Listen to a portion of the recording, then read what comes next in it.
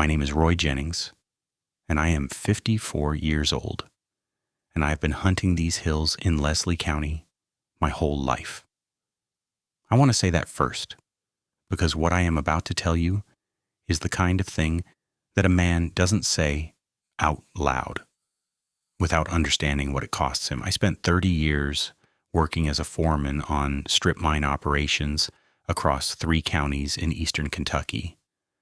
I have supervised blasting. I have read topographic surveys. I have managed crews of 30 men in conditions that would send most people home. I am not a nervous person. I am not a person who sees things that are not there. I want you to understand that about me before we go any further, because the rest of this is going to ask something of you, and it is only fair that you know who is asking. I did not believe in any of this.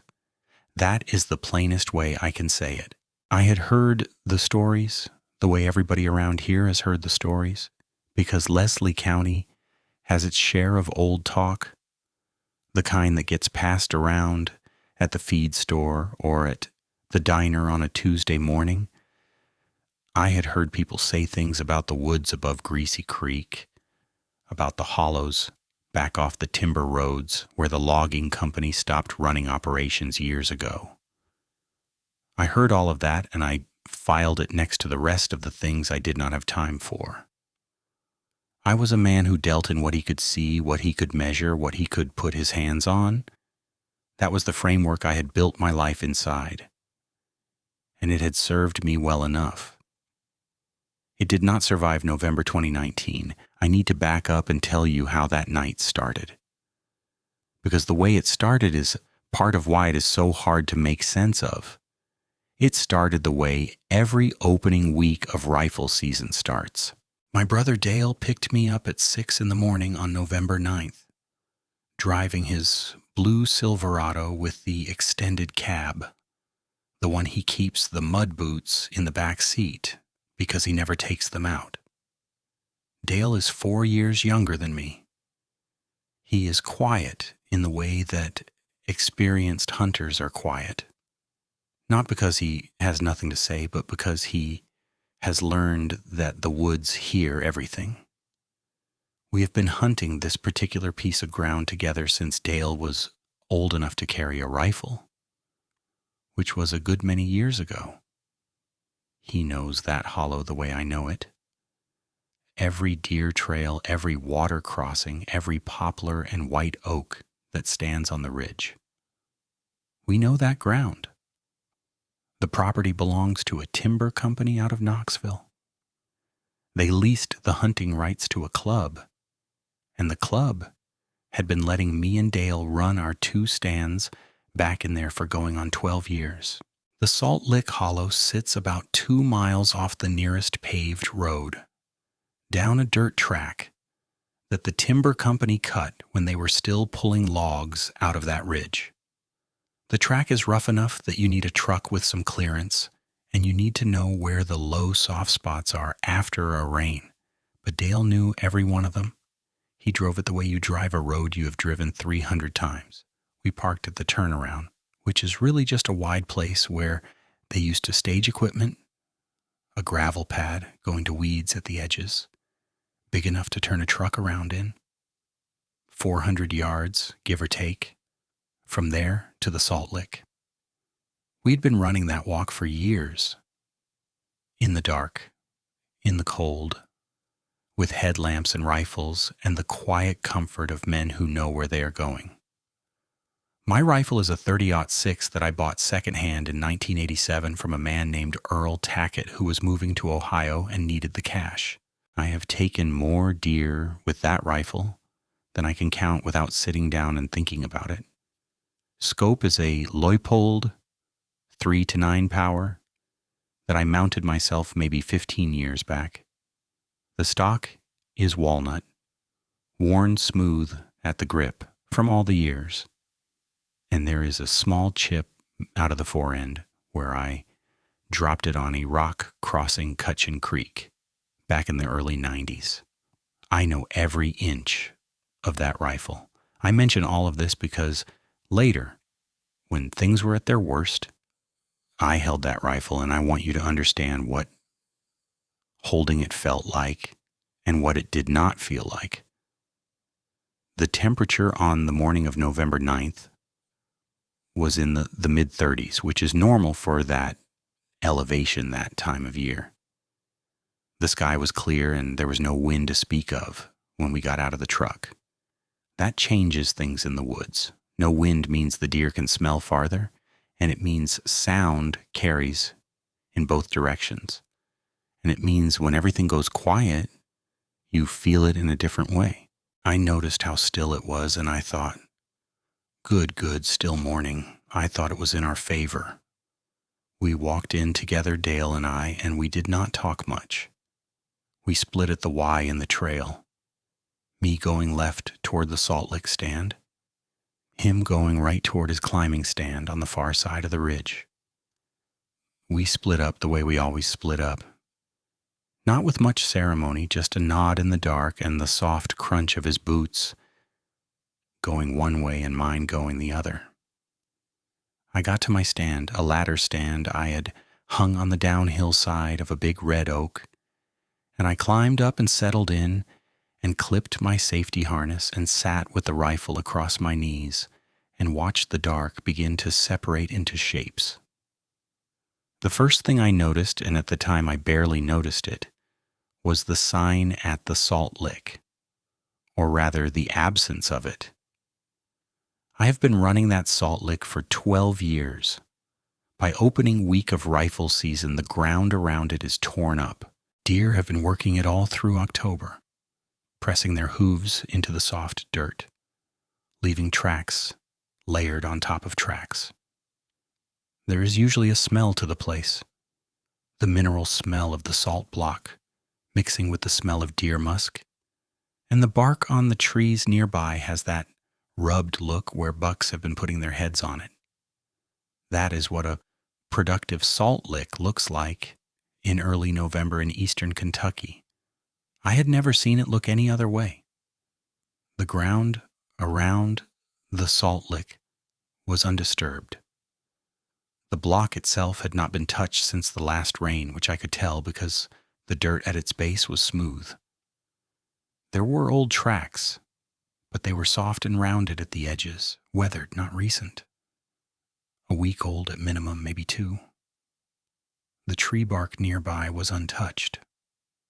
Nothing had been working that lick, not for a good while. I sat with that fact for a few minutes, turning it over. Deer abandon a productive site for reasons, and the reasons are not random. Disease pressure for one, but I had not heard anything about an episodic moving through that part of the county. Hunting pressure is another, but this was the first day of season, and the property is private, and the access is controlled. The third reason is predator pressure, the kind that makes deer consider a location unsafe. That is the one I kept coming back to, and I did not want to. I told myself it was early yet, that sometimes deer shift their patterns mid-season for reasons a man cannot always trace, that I was reading too much into one morning of bad sign. I told myself that, and I mostly believed it, and I settled back into watching the tree line and waiting for the light to come up. Dale texted me at 9 in the morning. The screen of my phone lit up in my coat pocket, and I pulled it out and read, "Nothing moving on my end. Going to head in early. Back at the truck by noon, if that's all right." That was fine. We had done it before. One of us packs it in early, the other sits the full day or into evening. I sent back a thumbs up and put the phone in my pocket and kept my eyes on the timber. I did not think much about it at the time. I would think about it a great deal afterward. The day passed without moving deer. I saw 2 squirrels working a beech tree across the hollow, and I saw a crow work the ridge edge late in the afternoon, and that was the sum of it. Not unusual in itself, But the combination of the abandoned salt lick and the dead day began to stack on each other in a way I could not quite dismiss. By 3 in the afternoon, I had moved from not thinking about it to thinking about it steadily in the background, the way you think about a sound you cannot identify. I watched the shadows lengthen across the hollow floor, and I ate the sandwich I had packed, and I poured coffee from my thermos, the green one with the dented lid that has been going into the woods with me for 15 years. And I told myself I would sit until dark and then decide. The afternoon dropped fast, the way it does in the ridges in November.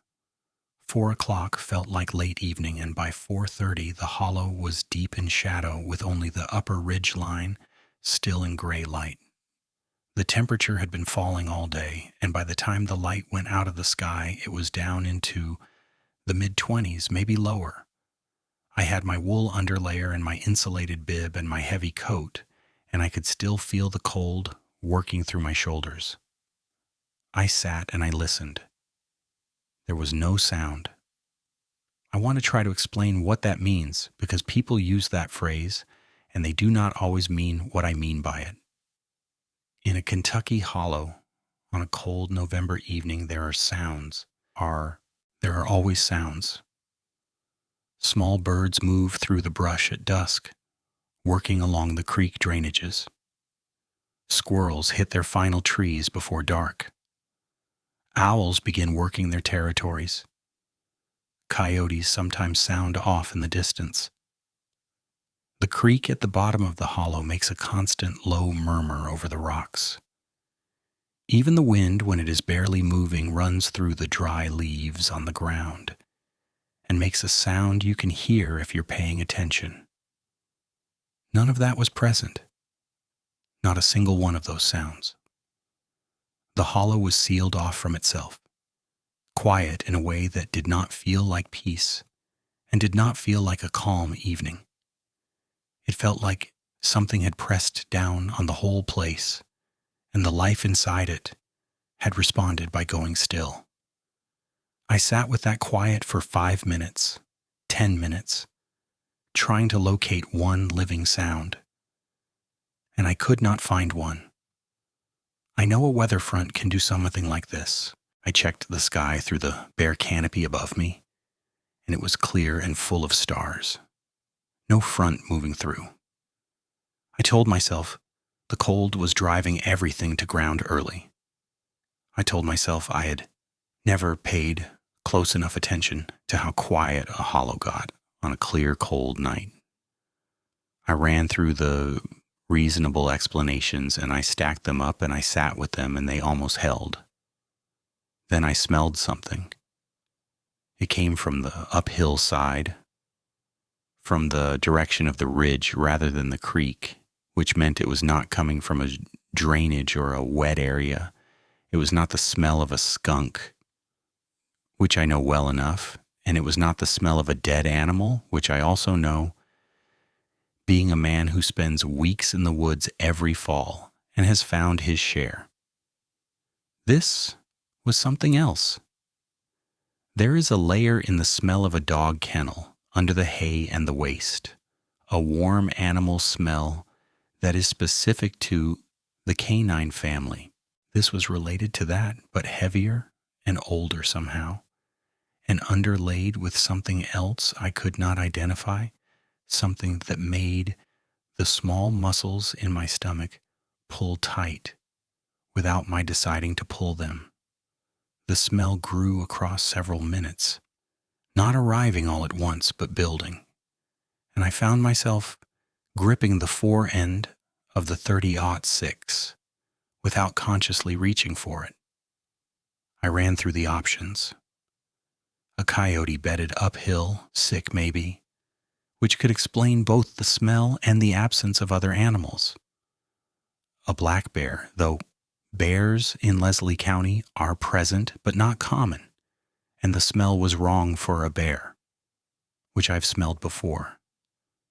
A dog, a large stray or a free-ranging hunting dog that had gotten separated, that was possible, That was a reasonable thing to consider. I considered it. I held on to it the way you hold on to the one railing on a staircase when the other one is gone. The smell peaked, and then, not fading, just stopping, as if whatever was producing it had moved out of the wind's path or gone still. 20 minutes passed. Maybe more. The cold had settled into my hands despite my gloves, and I was rotating my grip on the rifle to keep the circulation moving. I was thinking seriously about climbing down and walking out. I had 2 hours of full dark already behind me, sitting with a dead salt lick and a dead quiet hollow and a smell I could not name, and none of it added up to anything I wanted to stay near. I had my headlamp on its lowest setting, just enough red light to see my footing if I needed to move, and I was reaching for my pack to find my phone and check the time when something moved at the tree line. It was at the edge of the clearing, perhaps 40 yards from my stand, where the poplar trees stand in a rough line on the uphill edge of the Salt Lick Flat. I know those trees. The biggest one, the one I use as a reference when I am judging shot distance, is probably 60 feet tall, and the trunk is about 16 inches across at shoulder height. I know that tree. I have measured my shots against it for 12 years. The shape that moved at the base of that tree line was moving on 2 legs. Now, my first thought was poacher, because you always go to what is possible first, and a man on 2 legs is possible. But the height was wrong. A man standing at the base of that poplar would stand somewhere up to about the first major fork, which is roughly 8 feet up. The shape I was looking at was taller than that fork, not a little taller. Taller in a way that stopped the thought before it finished forming. I could not resolve it into a man. I could not resolve it into anything I had a name for. It was moving slowly, not walking in a hurry, just a lateral drift along the tree line. And the movement itself was wrong. Too smooth, too deliberate. The weight distribution not shifting the way a man's weight shifts when he moves. I had the scope up, but the light was so poor that the scope was gathering nothing useful, just a darker shape against a dark background. Then it stopped. Whatever it was, it stopped at the edge of the clearing, and it stood there, and I couldn't see the detail of it, but I could feel that it was facing me.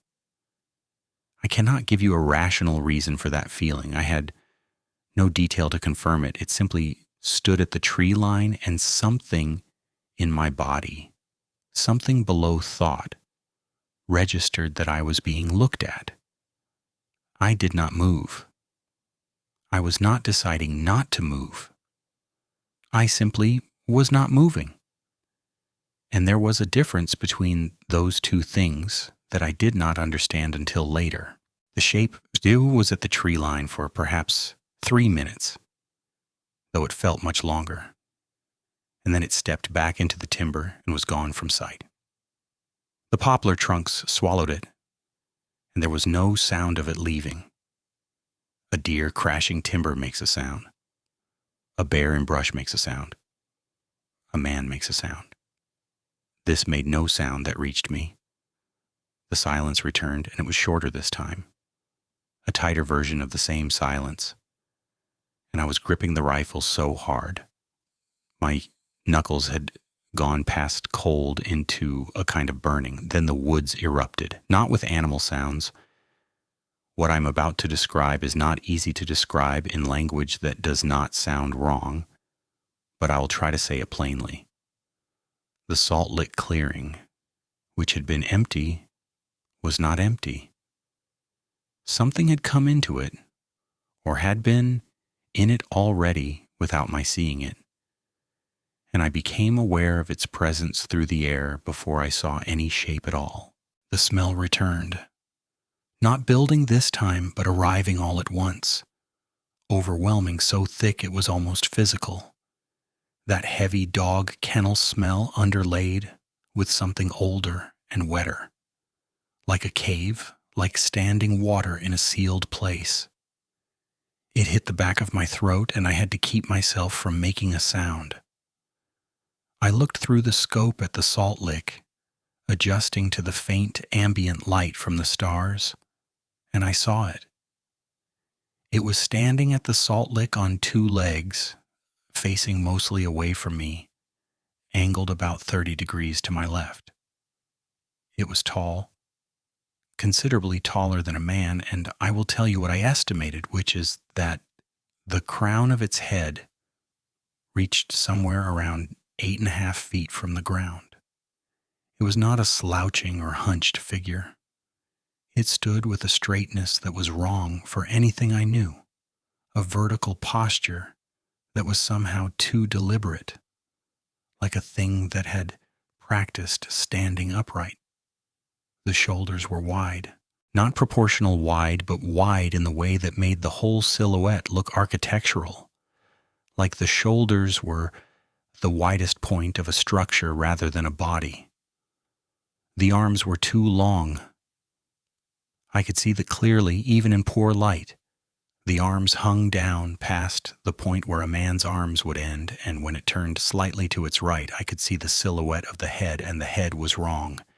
The ears were up, not rounded, not flat to the skull, the way a bear's ears are, but up, pointed up and forward like a dog's ears, when a dog is listening hard. I could see the profile of a muzzle, not a flat human face, not a flat bear face, but something that projected forward, and the jaw on it was heavy in a way that read, wrong in silhouette, too massive for the rest of the skull. The neck was thick, short in proportion to the shoulders, and the whole animal, the only word I have for it is animal, was covered in something dark that did not reflect the starlight the way a shiny coat would. It absorbed the light. It was dark in a way that made the shape of it harder to hold, like looking at an object designed to be looked away from. I want to be clear about what I did not see. I did not see its eyes. I could not, at that angle, in that light, make out the eyes. I have heard people in similar accounts describe the eyes at great length, and I do not have that to give you. What I have is the shape, the smell, the posture, the ears, the muzzle, and the hands. Because when it reached down to the salt block, and it did reach down to the salt block with a motion that was slow and almost casual, I could see in that angled starlight that the end of the forelimb had something more like a hand than a paw, not a human hand, too wide and too dark, and the fingers, if they were fingers, were not the right number, but it gripped the block the way a hand grips rather than the way a paw swipes or bats. It lifted the edge of the block slightly, set it down, and then straightened again. I remember thinking clearly, quietly, as if the thought belonged to someone else. That is not anything I have a name for. That is the exact thought I had in those exact words. Not anything that comes from fear exactly, just a flat registering of the fact, the way you read a number off a gauge. My left hand was shaking. I became aware of it on the fore end of the rifle, and I could not stop it. The rifle was up, pointed in the general direction of the salt lick, and I want to be honest about what that felt like. It felt like no comfort at all. 12 rounds in the magazine, plus 1 in the chamber, a 30-06 that I had trusted without question for 30 years. And I was pointing it at something that I did not believe a rifle could fully address. I did not make a decision about that in any analytical sense. It was a physical knowledge, like knowing that ice will not hold you. The creature stood at the salt lick for what I think was close to 5 minutes, though I accept that my time sense was badly distorted. At some point it turned its head, not its body, just the head, and for a moment the profile was fully toward me. the muzzle, the ears up, the heavy jaw. Then it turned back. It did not look at my stand, or if it did not react to me in any way that I could read. It walked back toward the tree line on the uphill edge of the clearing. Not quickly, not running, walking on two legs with a gait that was not a man's gait. Longer stride. The weight held differently. The whole frame moving with a steadiness that nothing that size should have been able to maintain quietly on leaf litter and frozen ground. But it was quiet. The leaf litter barely spoke. The ground did not creak or snap. 40 yards of open ground, and it crossed it in near silence and stepped back into the timber and was gone. I stayed on that stand for a long time after it left. I could not immediately make myself move. The cold that had been working through my coat was no longer something I was processing the way I had been processing it earlier. My body had shifted into a register where the cold was not the primary input, and when I finally did move, climbing down from the stand, my legs were clumsy, and my hands didn't grip the ladder rungs with their normal confidence. I didn't retrieve the stand that night. I left it on the tree. I took my rifle and my pack and my thermos, and I walked the 400 yards to the truck. I am going to tell you that walk plainly. I moved at a pace that was faster than normal walking and slower than running, and I watched both sides of the trail the entire way, and I turned around more times than I can count. The headlamp was on full bright, which in any other circumstance would have felt like too much, like announcing myself, but that night it felt like the minimum of what I needed. The timber pressed in on both sides of the trail, and the trail itself felt too narrow. I know that trail like I know the layout of my house. It felt narrow and wrong and too full of dark in between the trees. And the 400 yards took longer than it ever had. Dale was in the truck, reclined in the passenger seat, asleep, the seat heater on from the sound of it when I opened the door. He woke when I got in, and he looked at me, and he did not say anything for a moment. Then he said, "Roy, what happened?" I told him something is in that hollow and we need to go. I didn't tell him more than that. Not right then. He straightened his seat.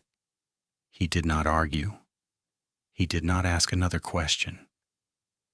He started the truck, and we drove the 2 miles out to the paved road, and I watched the timber the whole way. The sky was starting to go gray at the east by the time we hit the pavement. First light, the flat, colorless kind that gives you shapes without color, and the paved road felt like a different country from the one we had just left. Dale pulled onto it and drove toward Hyden, and neither of us talked for the first several miles. The heater was running and the defrost was clearing the windshield, and the ordinary sounds of the truck were the most welcome sounds I had heard in my life. Dale finally said, about 8 miles down, that he had heard something on the ridge late in the afternoon, before he packed it in. He said it was a sound he had not been able to place, and that it had made him want to leave in a way that was not about being cold or being tired. He had not told me that when he texted because he had not been sure what to do with it, and neither of us said much more than that for the rest of the drive. I went home, and I sat in my kitchen, and I tried to write down what I had seen the way I would write a shift report, specific and sequential, and I got about halfway through it and stopped. The writing of it made it too solid. It made it too much a thing that had happened, and I was not ready for that yet. I folded the paper and put it in my coat pocket, and it sat there for 2 weeks before I finally threw it away. I told Dale the full account about a month later. We were sitting in his garage. the way we do in winter with the garage door cracked and the space heater going, and I laid it out for him in order. The abandoned salt lick, the silence, the smell, the shape at the tree line, the full encounter. He listened without interrupting, and when I was done, he sat with it for a long time. He said he believed me. He did not say what he thought it was, and I did not ask him to. About a year after that, maybe late 2020, I was at the Burl Combs's feed store in Hazard picking up deer mineral, and Burl was behind the counter, the way he always is. A man in his late 70s who has been in that county his whole life, knows every inch of the ground and every family that works it. I was not planning to say anything. I had not said anything to anyone outside of Dale. I do not know exactly why I did it, except that Burl is the kind of man who has a way of not being surprised by things, and I was tired of carrying it alone. I told him I'd seen something out off the Timber Road in the Salt Lick Hollow in November of 2019, and I told him briefly what it looked like. Burl did not look up from what he was doing, which was writing figures in a ledger book. He was quiet for a moment, and then he said, "That ground has had things on it for a long time." That was all he said. He did not look up and he did not elaborate, and I did not push him. I paid for the mineral and I carried it out to the truck and I drove home.